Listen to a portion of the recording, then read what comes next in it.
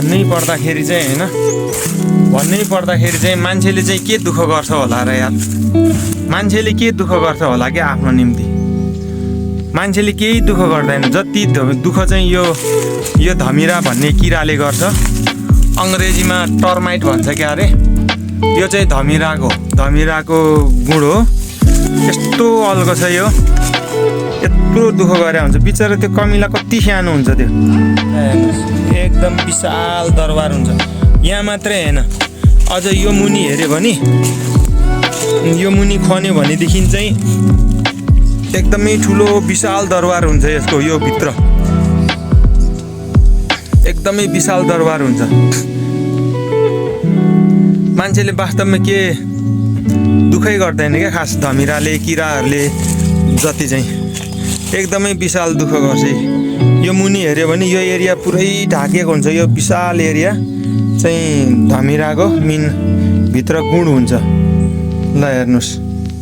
अनि यो भित्रबाट चाहिँ बर्खाको समयमा एकदमै राम्रो च्याउहरू निस्किन्छ। एक चरम पानी परिसकेपछि च्याउहरू निस्किँदछ। कति मिठो हुन्छ च्याउ। यो धमिराको चाहिँ अहिले केही गरेर हामीले यो टुप्पोलाई चाहिँ हामीले फत्त भत्काएर राख्यो भने तुरुन्तै रिपेयर गर्न आइपुग्छ।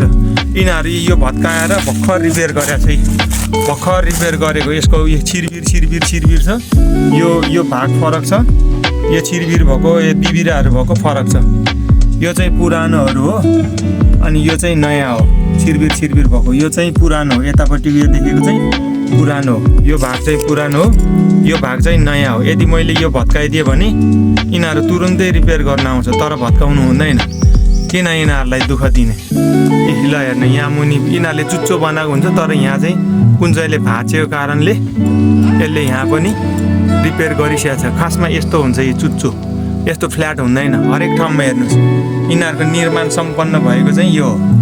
यो चुच्चो हेर्नुहोस्, यो चुच्चो हेर्नुहोस्। तर यो चाहिँ यो कुन चाहिँले यो माथिबाट भत्काइदिएको कारणले गर्दाखेरि यसले चाहिँ यस्तैमा टालिदिएको छ।